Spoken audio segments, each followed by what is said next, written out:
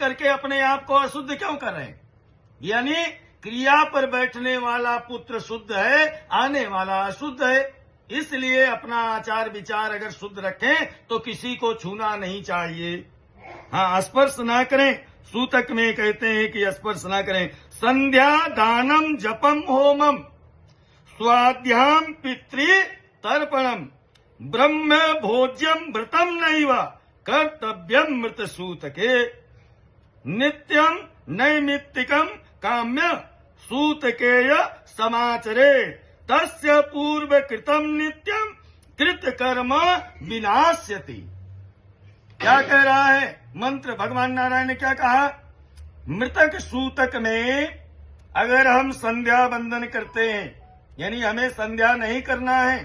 3 समय का जो संध्या बताया है कि सुबह, मध्याह्न और शाम, तो तीनों समय की संध्या नहीं करना। हमें किसी प्रकार का दान सूतक में नहीं देना। हमें जप भी नहीं करना। हमें होम नहीं करना। हमें स्वाध्याय यानी स्वाहा शब्द भी हमें उच्चारण नहीं करना। हमें तर्पण नहीं करना।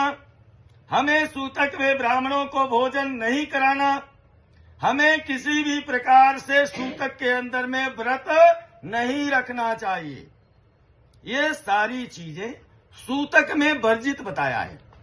जो लोग इन विषय को और इन बातों को नहीं मानते, शास्त्र के वचनों को नहीं मानते और जैसे सूतक के पहले कार्य करते आए रोज, वैसे अगर वह लोग सूतक में भी करते रहते हैं तो उनके नित्य नैमित्तिक जो कर्म हैं वह सब नष्ट हो जाते हैं। कहने का मतलब सूतक में जो कर रहे हो तो नष्ट होगा ही, इसके पहले जितना पुण्य कमाया होगा आपने वह पुण्य सारा आपका नष्ट हो जाएगा।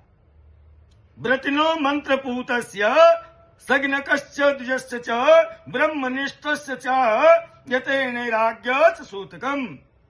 कहते हैं कि 2-4 लोग हैं जिनको सूतक का प्रभाव नहीं होगा। वो कौन है? बोले अगर हमारे घर में, हमारे परिवार में कोई ब्रह्मचारी होगा, ब्रह्मचर्य व्रत का संकल्प लिया होगा, ब्रह्मचारी होगा, तो आप ब्रह्मचारी कुछ भी कर सकता है, उसे कोई रोक टोक नहीं है और सूतक का प्रभाव भी नहीं लगेगा। चंद्रायण आदि व्रत यानी चंद्रायण व्रत आदि निष्ठाधारी जो है और महामंत्र से प्रवृत्त। अब महामंत्र जो है वो गायत्री मंत्र है, महामंत्र। और जो जिसको गुरु के द्वारा मंत्र मिला हो और कम से कम 21 माला रोज गायत्री का पाठ करता हो तो उस व्यक्ति को भी सूतक का